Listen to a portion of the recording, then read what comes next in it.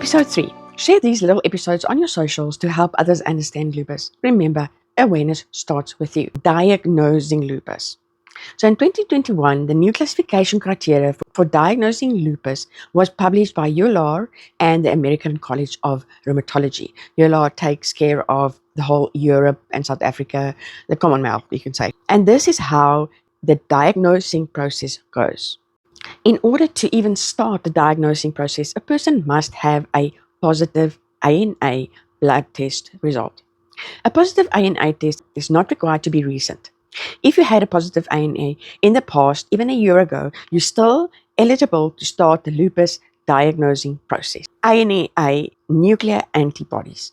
These antibodies are the little suckers that cause your immune system to attack your own body. And the measurement is according to titer.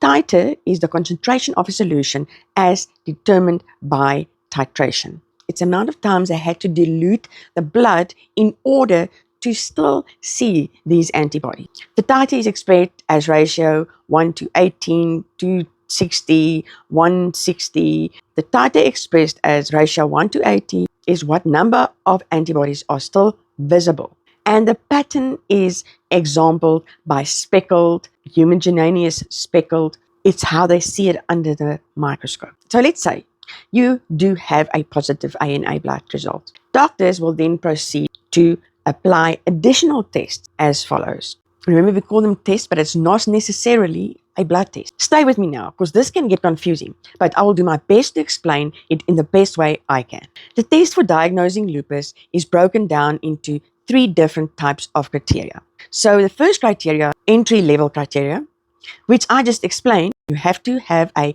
positive ANA result to proceed to the next criterions. The second criterion consists of clinical domains, clinical symptoms. And the third criteria consists of immunology domains. Don't worry, we are going to break this down for you in a minute. Okay, so to easily explain this to you, lupus is diagnosed on a point system. In other words, if you score 10 points or more within the second and third criterion, you would be officially diagnosed with lupus. So this is a test you don't want to have more than 10. So let's talk about the different criteria and domains. In the first criteria, which is all the clinical domains, you have the constitutional domain, which means systemic. So it's your system, and it consists of a fever test. If you struggle with a lower grade fever or a fever, so you will score 2 points. The next is the hematologic domain, which means the actual blood itself. It consists of, first of all, leukopenia, low white blood cell count. So if you have this test, then you will score 3 points. Second of all, thrombocytopenia test, meaning low platelet count. If you have a low platelet count, you will score 4 points.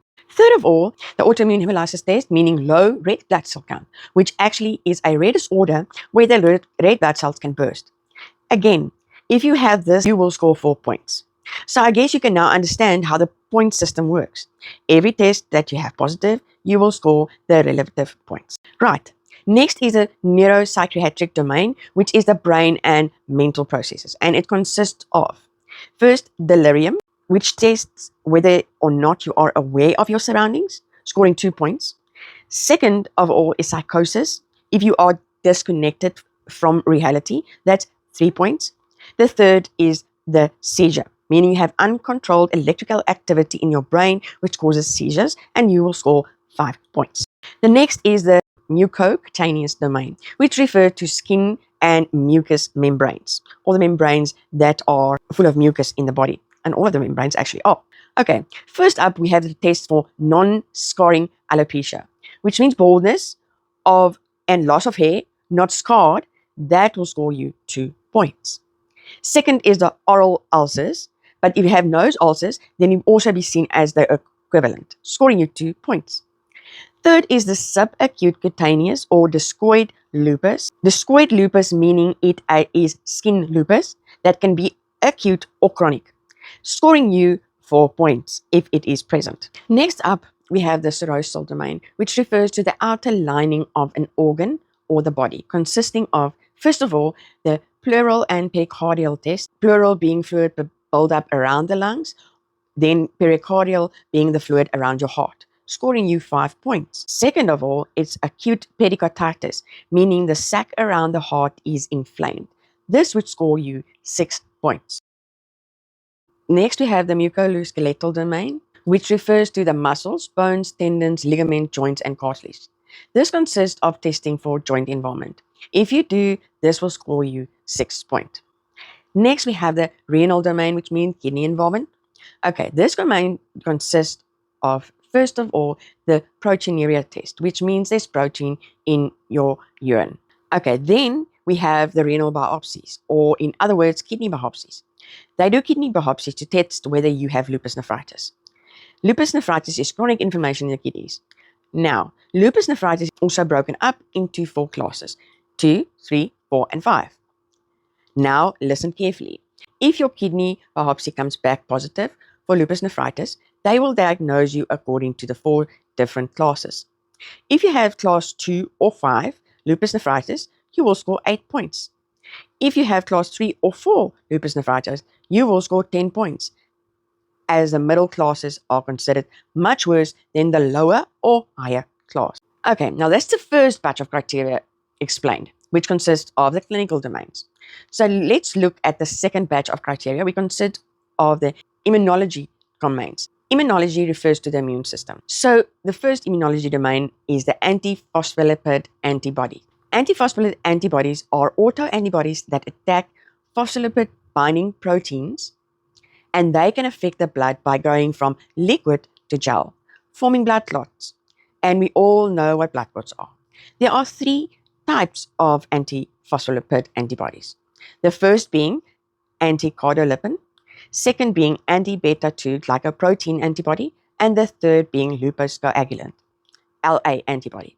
If any one of these antiphospholipid bodies test is positive, you will score 2 points. Next, we have the complement protein domain. A complement test may be used to monitor people with an autoimmune disorder to see if treatment for their condition is working. In this domain, you can see the components of the complement test is mostly measured as either C3 or C4. Now, if either C3 or C4 components measure low, that means there is inflammation within the body that will score you 3 points.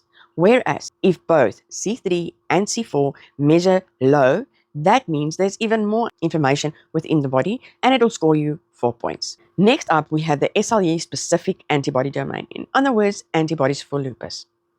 There are 2 different SLE specific antibodies, which include the anti-dsDNA antibody, which is a double-stranded DNA antibody, and the Smith antibody. So let's explain. The anti-DNA test is testing for any antibodies on double-stranded DNA, which would suggest you have lupus if you have enough clinical symptoms. Whereas the anti-Smith antibody is highly specific for SLE antibody test. If you get tested positive for either of these tests, remember you don't have to have both of these tests, but either one of these tests positive, you will score 6 points. Right. Now the doctor has done all these tests, and for example, a few of these different tests come back positive. The doctor will then calculate all your points you've scored, and if the total points are equal than or more than 10, you will be officially diagnosed with SLE, systemic lupus erythematosus. I hope I've explained this to easily understand. This concludes our 3rd episode. Be sure to watch our socials for episode 4 next Monday. If you enjoyed this episode, please hit the like button below, follow us on Facebook, Instagram, and TikTok, and subscribe to our YouTube channel to ensure that you stay updated with the latest lupus news. Remember, giving up is not an option.